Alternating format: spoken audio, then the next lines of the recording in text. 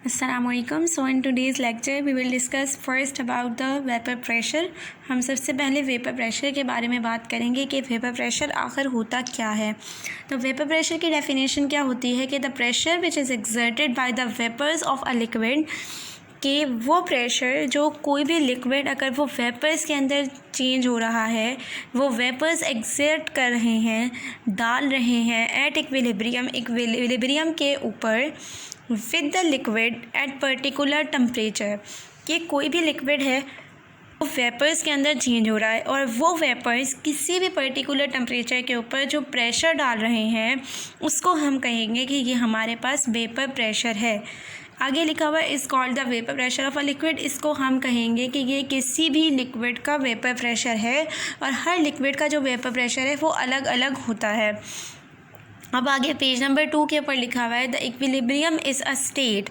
Equilibrium एक ऐसी state होती है कि जिसके अंदर द रेट ऑफ वेपराइजेशन, कि वो रेट के जिसके अंदर फॉर एग्जांपल 1 मिनट के अंदर कितना लिक्विड जो है वो वेपर्स के अंदर चेंज हो रहा है, and rate of condensation. Condensation का क्या मतलब होता है कि कितने वेपर्स जो हैं वो लिक्विड के अंदर चेंज हो रहे हैं, is equal to each other, ये एक दूसरे के बराबर हो जाते हैं इन द अपोजिट डायरेक्शंस। मतलब कि वो लिक्विड जो कि वेपर्स के अंदर चेंज हो रहा है और वो वेपर्स जो कि लिक्विड के अंदर चेंज हो रहे हैं वो दोनों एक दूसरे के बराबर हैं अपोजिट डायरेक्शन के अंदर। इसको हम कहेंगे कि ये हमारे पास वेपर प्रेशर का इक्विलिब्रियम है। इसके बाद लिखा हुआ है इक्वेशन लिखी हुई है कि लिक्विड, और इसके बाद लिखा हुआ है कि वेपर्स, लिक्विड जो है वो वेपराइज हो रहा है वेपर्स के अंदर, लिक्विड चेंज हो रहा है वेपर्स के अंदर, और जो वेपर्स है वो दोबारा कंडेंस हो रहे हैं लिक्विड के अंदर। अगर ये दोनों एक दूसरे के बराबर हैं तो उसको हम कहेंगे कि ये इक्विलिब्रियम है। अब लिखा हुआ है from the open surface of a liquid molecules evaporate. अगर हम लोग क्या करते हैं, एक लिक्विड को ऐसे ही रख देते हैं और उसके ऊपर कोई कवर मौजूद नहीं है, तो जो मॉलिक्यूल्स होते हैं वो एवापोरेट होते हैं and mix up with the air, और ये क्या करते हैं, एयर से मिक्स हो जाते हैं। उस वक्त जब हमने कोई कवर नहीं रखा हुआ किसी लिक्विड के ऊपर, तो when we close a system, जब हम इसी सिस्टम को क्लोज कर देते हैं, बंद कर देते हैं, तो एवापोरेटेड मॉलिक्यूल्स, वो लिक्विड के मॉलिक्यूल्स जो अभी सिस्टम से तो बाहर नहीं निकले थे लेकिन वो वेपर्स के अंदर चेंज हो रहे थे, वो क्या करेंगे, आगे लिखा हुआ है कि start gathering over the liquid surface, ये लिक्विड की सरफेस के ऊपर जमा होने लग जाएंगे।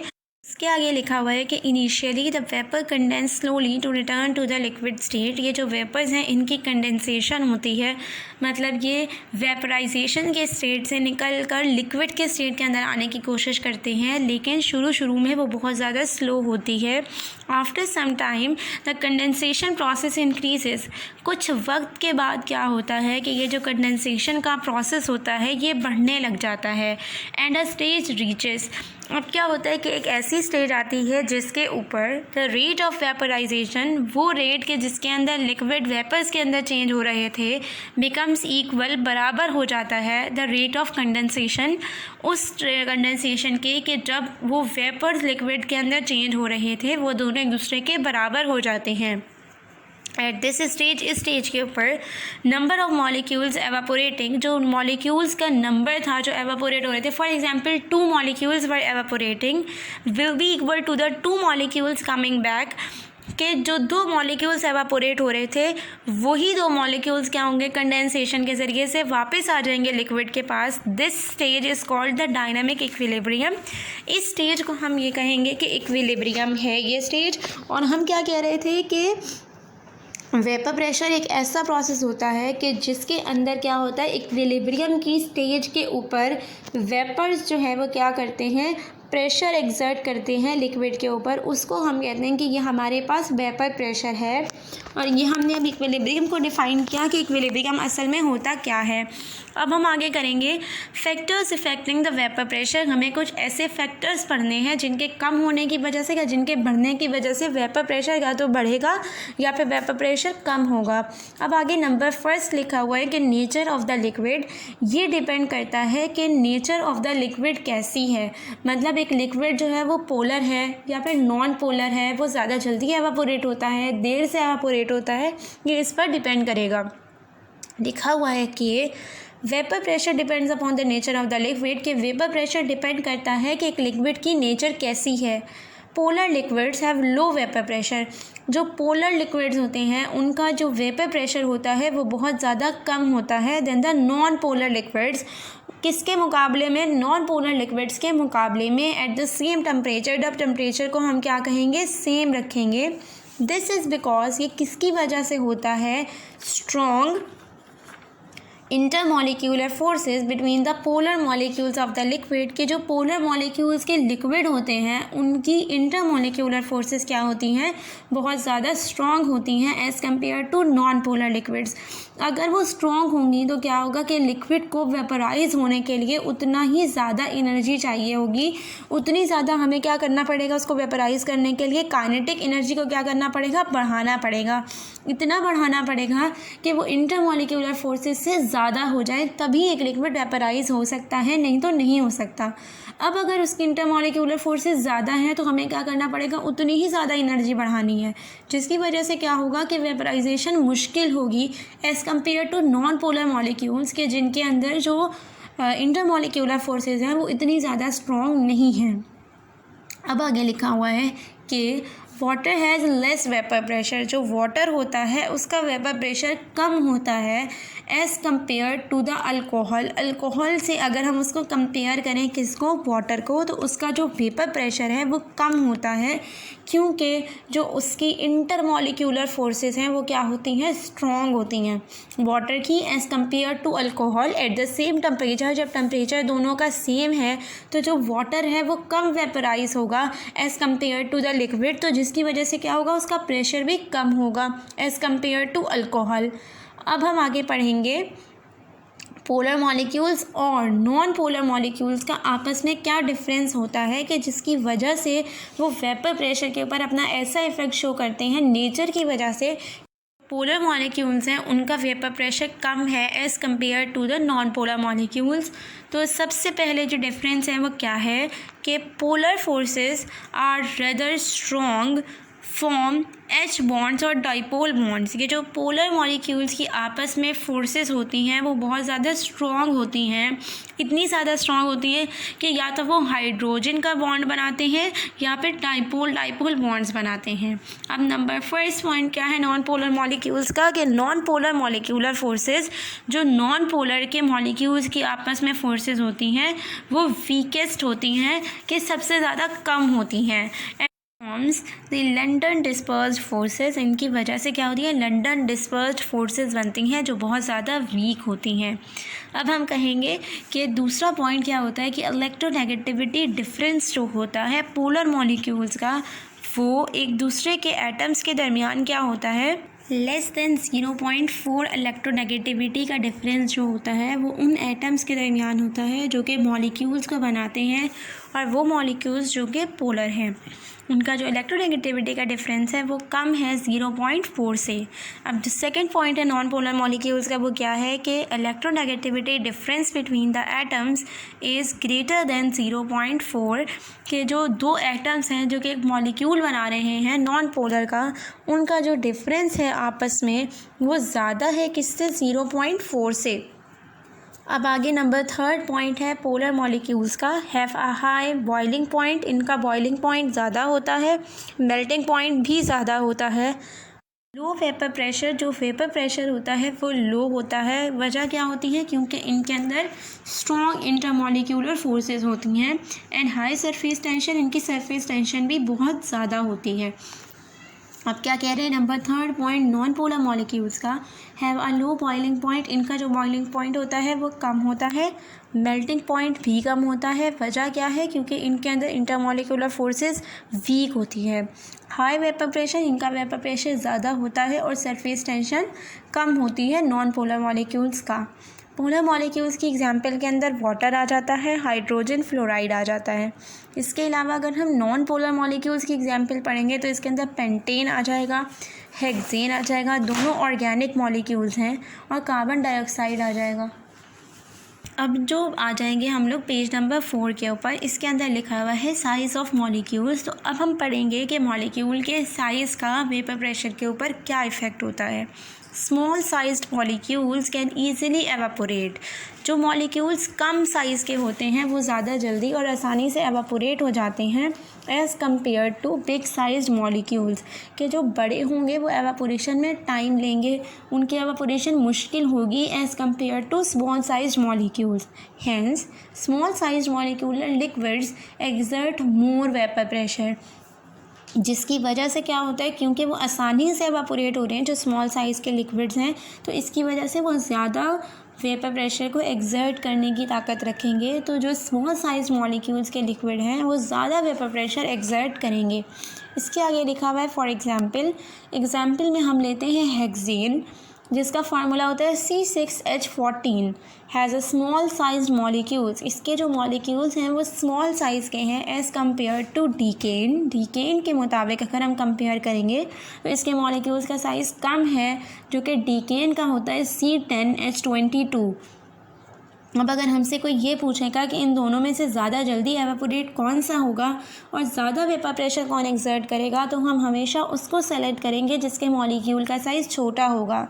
तो यहाँ पर हेक्सेन का साइज़ छोटा है, इसलिए हम कहेंगे कि देयरफॉर C6H14 असल में हेक्सेन है, एवापोरेट्स रैपिडली, ज़्यादा जल्दी एवापोरेट होता है, and exert more vapour pressure, जितनी ज़्यादा जल्दी एवापोरेट होता है उतना ज़्यादा वेपर प्रेशर एक्सर्ट करता है देन C10H22 जो कि डीकेन है। अब हमारे पास आता है नंबर 3 टेम्परेचर, जिसके ऊपर क्या डिपेंड करता है, वेपर प्रेशर।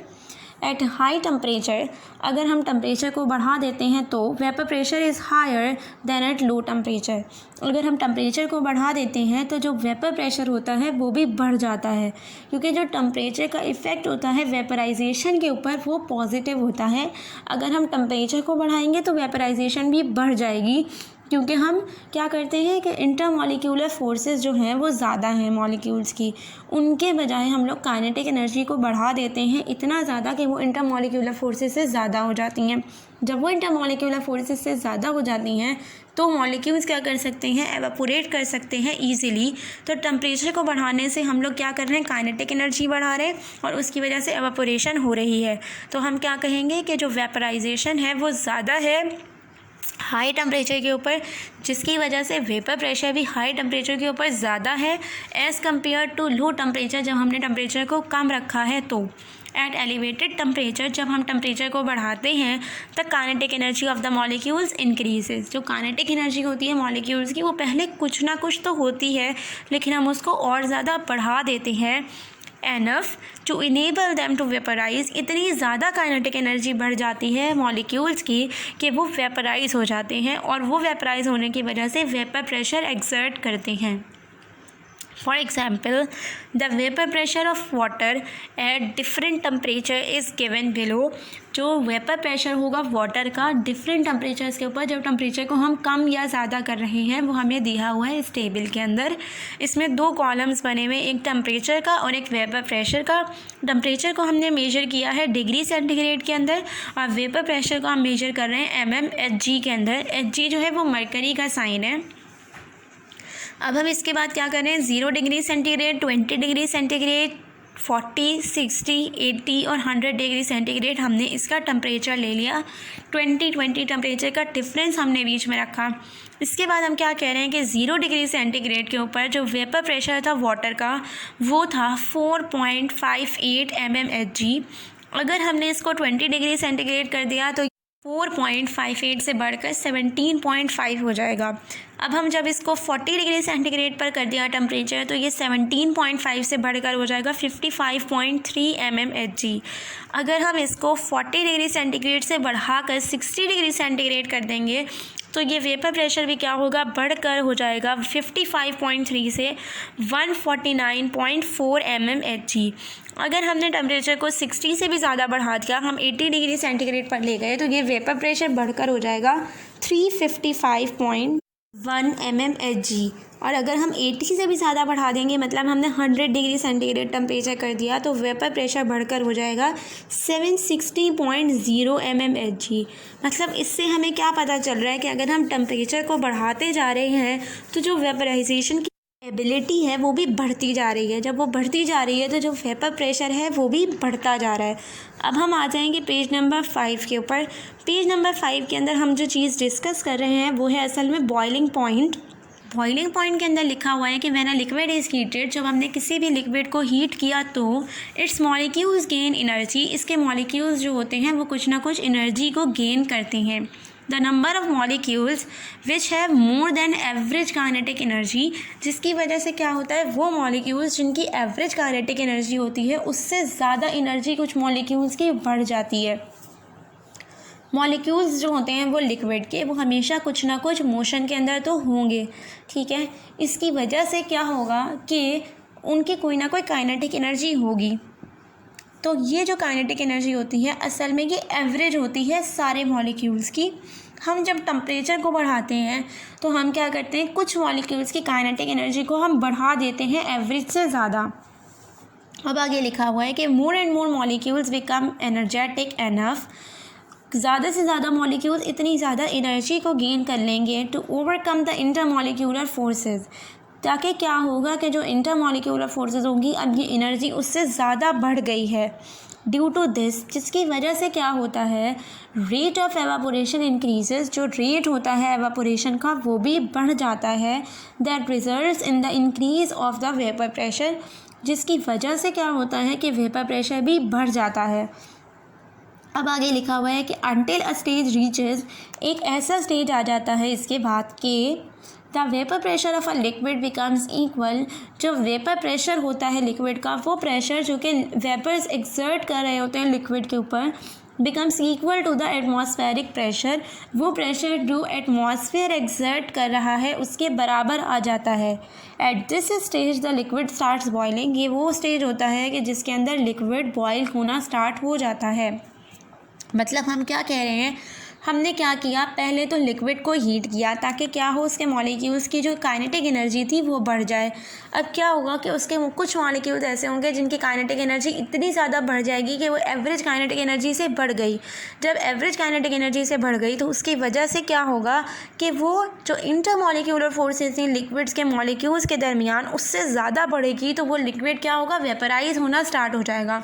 जब वो वेपराइज होगा तो वो क्या करेगा, कुछ ना कुछ प्रेशर एक्सर्ट करेगा। जब वो प्रेशर एक्सर्ट करेगा, वो प्रेशर एक ऐसा वक्त आएगा कि एटमॉस्फेरिक प्रेशर, मतलब वो प्रेशर जो एटमॉस्फेयर एक्सर्ट कर रहा है लिक्विड के ऊपर उसके बराबर हो जाएगा। जब ये दोनों एक दूसरे के बराबर हो जाएंगे तो वो टाइम ऐसा होगा कि जिसके अंदर हम ये कहेंगे कि अब ये जो लिक्विड है इसने बॉयल होना स्टार्ट कर दिया है। अब आगे लिखा हुआ है कि hence boiling point is defined as, अब हम बॉइलिंग पॉइंट को कैसे डिफाइन कर सकते हैं कि the boiling point is defined as, boiling point हम ऐसे डिफाइन कर सकते हैं कि द टेम्परेचर, वो टेम्परेचर एट विच, जिस पर vapour pressure of a liquid, जो वेपर प्रेशर है लिक्विड का, वो जो वेपर्स के बनने की वजह से लिक्विड की सरफेस के ऊपर वो वेपर्स एक्सर्ट कर रहे हैं, बिकम्स इक्वल, बराबर हो जाएगा एटमॉस्फेरिक प्रेशर के और एनी अदर एक्सटर्नल प्रेशर, या फिर कोई भी एक्सटर्नल प्रेशर जो कि इस लिक्विड के ऊपर अप्लाई हो रहा है उसको हम कहेंगे कि ये हमारे पास बॉइलिंग पॉइंट है। तो हमने क्या पढ़ा कि बॉइलिंग पॉइंट क्या होता है कि जब वेपर प्रेशर लिक्विड का बराबर हो जाए एटमॉस्फेरिक प्रेशर के या कोई भी एक्सटर्नल प्रेशर के, तो हम उसको कहेंगे कि ये हमारे पास बॉइलिंग पॉइंट है। अब आगे लिखा हुआ है कि the figure shows that the increase of the vapour pressure, जो हमारे पास क्या कह रहे हैं कि एक फ़िगर है जो हमें क्या बता रही है, अगर हमने इंक्रीज़ करना है वेपर प्रेशर किसका, डाइथाइल ईथर, इथाइल अल्कोहल और वाटर का, बढ़ रहा है with the increase of temperature, जब हम टेम्परेचर को बढ़ा रहे हैं तो वेपर प्रेशर भी बढ़ रहा है। अब आगे लिखा हुआ है एट 10 डिग्री सेंटीग्रेड, जब हमने क्या बोला कि 10 डिग्री सेंटीग्रेड के ऊपर the vapour pressure of diethyl ether, जो वेपर प्रेशर है डाइथाइल ईथर का वो कितना है, 200 mmHg है, ठीक है। और 10 डिग्री सेंटीग्रेड पर जो वेपर प्रेशर है इथाइल अल्कोहल का वो हमारे पास 25 mmHg है। अब आगे लिखा हुआ है कि at 10 degree centigrade the vapour pressure of water is 5 mmHg, ठीक है। 10 डिग्री सेंटीग्रेड पर जो वाटर का वेपर प्रेशर था वो था हमारे पास 5 mmHg when they are heated. अब हमने क्या किया, पहले 10 डिग्री सेंटीग्रेड था, अब हम इसका टेम्परेचर बढ़ाएंगे ताकि ये क्या होने लग जाए, हीट होने लग जाए। Vapour pressure of diethyl ether increases rapidly.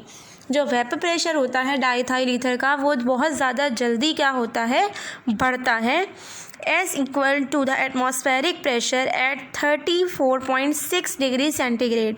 34.6 degree centigrade एक ऐसा टेम्परेचर होता है कि जिसके ऊपर जो वेपर प्रेशर है डाईथाइल ईथर का वो बराबर हो जाएगा एटमॉस्फेरिक प्रेशर के, और ये क्या करना लग जाएगा, ये बॉयल होने लग जाएगा एट 34.6 डिग्री सेंटीग्रेड। ये इसका बॉइलिंग पॉइंट हो गया। अब आगे आ जाता है पेज नंबर 6, इसके ऊपर लिखा हुआ है कि the vapour pressure of water also increases slowly. जो वेपर प्रेशर होता है वाटर का, क्योंकि हम लोग कहते हैं कि वाटर का जो बॉइलिंग पॉइंट है वो असल में 100 डिग्री सेंटीग्रेड है, तो हम क्या कह रहे हैं कि क्योंकि जो वाटर है उसका वेपर प्रेशर भी इंक्रीज़ होता है लेकिन बहुत ज़्यादा कम। अब वो क्यों होता है कि because of the strong intermolecular forces of water, क्योंकि जो वाटर की इंटरमॉलिक्यूलर फोर्सेस होती हैं वो स्ट्रॉन्ग होती हैं। जब हम इसको हीट करेंगे तो इसके मॉलिक्यूल्स की काइनेटिक एनर्जी को बढ़ाने के लिए हमें ज़्यादा एनर्जी चाहिए होगी। वजह यह है कि इसकी इंटरमॉलिक्यूलर फोर्सेस ज़्यादा हैं। अब आगे जो है वो डायग्राम बनी हुई है, एक चार्ट बना हुआ है जिसके अंदर हमें दिखाया हुआ है सबसे पहले ईथर के अंदर क्या था कि ईथर का जो पहले वो वेपर प्रेशर था वो था 200 mmHg। अब हमने इसके टेम्परेचर को राइज़ करना स्टार्ट किया तो 34.6 डिग्री सेंटीग्रेड एक ऐसा टेम्परेचर है कि जिसके ऊपर क्या हुआ, इसका वेपर प्रेशर एटमॉस्फेरिक प्रेशर के बराबर आ गया। और सेकंड के ऊपर लिखा हुआ है कि अल्कोहल का 10 डिग्री सेंटीग्रेड के ऊपर वेपर प्रेशर था 25 mmHg। अब हमने जब इसको हीट किया तो 78 डिग्री सेंटीग्रेड एक ऐसा टेम्परेचर है कि जिसके ऊपर जो वेपर प्रेशर है अल्कोहल का वो बराबर हो गया एटमॉस्फेरिक प्रेशर के, मतलब वो प्रेशर जो कि एटमॉस्फेयर की वजह से लिक्विड की सरफेस के ऊपर लग रहा था। अब थर्ड पर आ जाता है वाटर। 10 डिग्री सेंटीग्रेड पर जो वाटर का वेपर प्रेशर था वो किसके बराबर था, वो हमारे पास बराबर था 5 mmHg के। अब जब हमने टेम्परेचर को राइज़ किया तो 10 डिग्री सेंटीग्रेड से बढ़ाकर हम टेम्परेचर को ले गए 100 डिग्री सेंटीग्रेड के ऊपर। तो ये एक ऐसा टेम्परेचर है कि जिस पर जो वेपर प्रेशर होगा वाटर का वो बराबर हो जाएगा किसके, एटमॉस्फेरिक प्रेशर के। तो हम इसको कहेंगे कि ये बॉइलिंग पॉइंट है वाटर का। अब नीचे लिखा हुआ है कि the boiling point of the liquid depends upon the following factors. जो बॉइलिंग पॉइंट होता है किसी भी लिक्विड का वो डिपेंड करता है कुछ फैक्टर्स के ऊपर कि जिनके चेंज होने की वजह से जो बॉइलिंग पॉइंट है वो भी चेंज हो जाता है। अब आगे लिखा हुआ है कि nature of the liquid. The polar molecules, जो पोलर मॉलिक्यूल्स होते हैं, हैव हाई बॉइलिंग पॉइंट्स, उनके बॉइलिंग पॉइंट ज़्यादा होते हैं than that of the non polar liquids. अगर हम नॉन पोलर लिक्विड्स की बात करें तो उनके जो बॉइलिंग पॉइंट होते हैं, मेल्टिंग पॉइंट होते हैं, वो कम होते हैं as compare to polar. Because polar liquids have strong intermolecular forces, क्योंकि जो इनकी इंटरमॉलिक्यूलर फोर्सेस हैं वो स्ट्रॉन्ग होती हैं। वजह क्या है, क्योंकि इसके अंदर एक तो हाइड्रोजन बॉन्ड्स मौजूद होते हैं, इसके अलावा डाइपोल बॉन्ड्स भी फॉर्म कर सकते हैं पोलर मॉलिक्यूल्स, क्योंकि इनकी इंटरमॉलिक्यूलर फोर्सेस बहुत ज़्यादा हैं, जिसकी वजह से हम ये कहेंगे कि जो पोलर मॉलिक्यूल्स हैं उनका मेल्टिंग पॉइंट, उनका बॉइलिंग पॉइंट ज़्यादा है as compare to non polar molecules. अब हम आ जाएंगे पेज नंबर 7 पर जिसके ऊपर लिखा हुआ है इंटरमॉलिक्यूलर फोर्सेस। अब हम बताएंगे कि इंटरमॉलिक्यूलर फोर्सेस का बॉइलिंग पॉइंट के ऊपर क्या इफ़ेक्ट होता है। Intermolecular forces play an important role in the boiling point of the liquids. जो इंटरमॉलिक्यूलर फोर्सेस होती हैं वो फोर्सेस जो कि मॉलिक्यूल्स एक दूसरे के ऊपर एक्सर्ट करते हैं ताकि वो एक दूसरे को होल्ड कर सकें, वो बहुत ज़्यादा इम्पॉर्टेंट अपना एक रोल प्ले करती हैं किसके अंदर, बॉइलिंग पॉइंट के अंदर, लिक्विड के। Substances having stronger intermolecular forces. अब ऐसे सब्सटेंसेस जिनके अंदर इंटरमॉलिक्यूलर फोर्सेस बहुत ज़्यादा स्ट्रॉन्ग हैं, उनके मॉलिक्यूल्स को दूर करने के लिए हमें क्या करना पड़ेगा, ज़्यादा हमें एनर्जी प्रोवाइड करनी पड़ेगी। So they have high boiling point, जिसकी वजह से क्या होता है कि इनका बॉइलिंग पॉइंट भी ज़्यादा होता है। ठीक है, because such liquids attain a level of vapour pressure, क्योंकि इसके अंदर हमें उतना वेपर प्रेशर बराबर करना होता है कि जब हमें मॉलिक्यूल्स को एनर्जी बहुत ज़्यादा देनी है, क्योंकि उनके अंदर इंटरमॉलिक्यूलर फोर्सेस बहुत ज़्यादा हैं, ठीक है, स्ट्रॉन्ग है। उनको अगर हम लोगों ने वेपर प्रेशर के ऊपर लेकर जाना है कि वो वेपर्स प्रेशर एक्सर्ट करें लिक्विड के ऊपर, तो पहले हमें वेपराइज करना पड़ेगा, मतलब इतनी एनर्जी प्रोवाइड करनी पड़ेगी जो काइनेटिक एनर्जी को इतना इंक्रीज़ कर दे कि वो इंटरमॉलिक्यूलर फोर्सेस से इतना बढ़ जाए कि वो वेपर्स के अंदर चेंज हो जाए लिक्विड। जब वेपर्स के अंदर चेंज हो जाएगा तो तभी तो वो वेपर प्रेशर क्या कर सकेगा, एक्सर्ट कर सकेगा। फिर आगे लिखा हुआ है कि attain a level of vapour pressure equal to the external pressure at high temperature, जिसकी वजह से क्या होता है कि वो लिक्विड्स जिनके अंदर स्ट्रॉन्गर इंटरमॉलिक्यूलर फोर्सेस होती हैं, उनका वेपर प्रेशर का जो लेवल होता है वो भी इतना ज़्यादा ही होता है कि जब उनका प्रेशर वेपर प्रेशर बराबर हो जाए एक्सटर्नल प्रेशर के, वो हमेशा हाई टेम्परेचर के ऊपर ही आता है। इसके बाद थर्ड पॉइंट है एक्सटर्नल प्रेशर। अब लिखा हुआ है कि boiling points of the liquid depends upon external pressure. जो बॉइलिंग पॉइंट होता है वो डिपेंड करता है कि एक्सटर्नल प्रेशर भी लिक्विड की सरफेस के ऊपर कितना पड़ रहा है। Boiling point of a liquid is controlled by external pressure. जो लिक्विड का बॉइलिंग पॉइंट होता है वो हमेशा एक्सटर्नल प्रेशर से कंट्रोल होता है। इन सच अ वे, ऐसे it can be increased by increasing the external pressure, कि वो बढ़ जाता है। कैसे? बढ़ने से एक्सटर्नल प्रेशर, बॉइलिंग पॉइंट बढ़ जाएगा एक्सटर्नल प्रेशर बढ़ने से। क्यों? क्योंकि हमने वेपर प्रेशर को क्या करना है, बराबर लेकर आना है एक्सटर्नल प्रेशर के, तभी क्या होगा, बॉइलिंग पॉइंट अटेन हो सकेगा। अगर किसी भी लिक्विड का एक्सटर्नल प्रेशर हम इतना ज़्यादा बढ़ा दें कि वेपर प्रेशर को एक्सटर्नल प्रेशर तक पहुंचने के लिए बहुत ज़्यादा टाइम और ज़्यादा टेम्परेचर चाहिए हो, तो ख़ुद ब खुद क्या होगा कि जो बॉइलिंग पॉइंट है वो बढ़ जाएगा। इसी प्रिंसिपल को हम यूज़ करते हैं कैसे, प्रेशर कुकर के अंदर हम लोग प्रेशर को इतना ज़्यादा बढ़ा देते हैं कि उस तक पहुंचने के लिए बहुत ज़्यादा जो है वो एनर्जी चाहिए होती है, वो अटेन होती है by the help of the heating. इसकी वजह से जो है वो प्रेशर कुकर काम करता है। इसके बाद क्या लिखा हुआ है कि freezing point when the liquids are cooled. जब एक लिक्विड को हम लोग ठंडा करने लग जाते हैं तो the vapour pressure of a liquid decreases. जो वेपर प्रेशर होता है लिक्विड का वो भी कम होने लग जाता है। जब हम टेम्परेचर को बढ़ाते हैं तो वेपर प्रेशर बढ़ता है, जब हम टेम्परेचर को कम करेंगे तो जो वेपर प्रेशर होगा वो भी कम होगा। एंड अ स्टेज रीचेस, अब एक ऐसी स्टेज आ जाती है कि जिसके ऊपर when the vapour pressure of a liquid becomes equal to the vapour pressure of a solid state. जब लिक्विड का वेपर प्रेशर सॉलिड के वेपर प्रेशर के बराबर हो जाता है तो उसको हम ये कहते हैं कि ये क्या है, ये है freezing point. The temperature at which the liquid and the solid को एग्जिस्ट। एक ऐसा टेम्परेचर कि जिसके ऊपर लिक्विड जो है वो भी और सॉलिड भी दोनों एग्जिस्ट कर रहे हैं इक्विलिब्रियम के ऊपर, कि जो है वो लिक्विड भी है और सॉलिड भी है, उसको हम क्या कहेंगे, it is called the freezing point. ये क्या है, फ्रीजिंग पॉइंट है।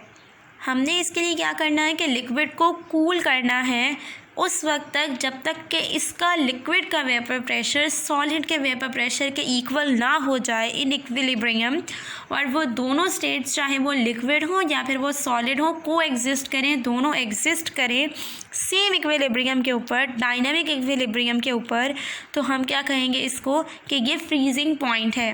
अब आगे पेज नंबर 8 के ऊपर लिखा हुआ है the boiling point and freezing point are given below in the table. एक टेबल हमें शो किया हुआ है जिसके अंदर हमें कुछ लिक्विड्स का बॉइलिंग पॉइंट भी दिया हुआ है और फ्रीजिंग पॉइंट भी दिया हुआ है।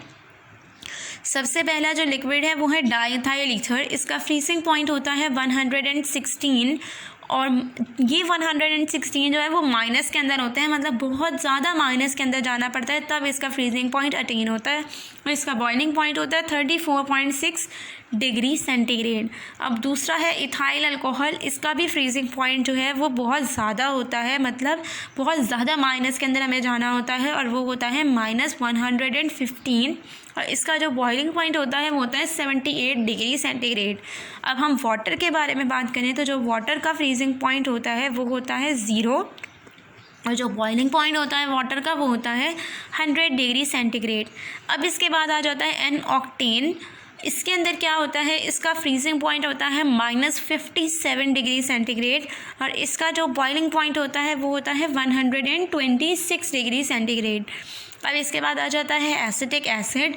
एसिटिक एसिड का जो फ्रीजिंग पॉइंट होता है वो हमारे पास होता है 16.6 डिग्री सेंटीग्रेड, जो as compare to other liquids जो हमने पढ़े हैं वो क्या है, ज़्यादा है इसका फ्रीजिंग पॉइंट जो है ना, मतलब टेम्परेचर को इतना ज़्यादा कम नहीं करना पड़ता इसको फ्रीज़ करवाने के लिए, 16.6 पर भी फ्रीज़ हो जाता है।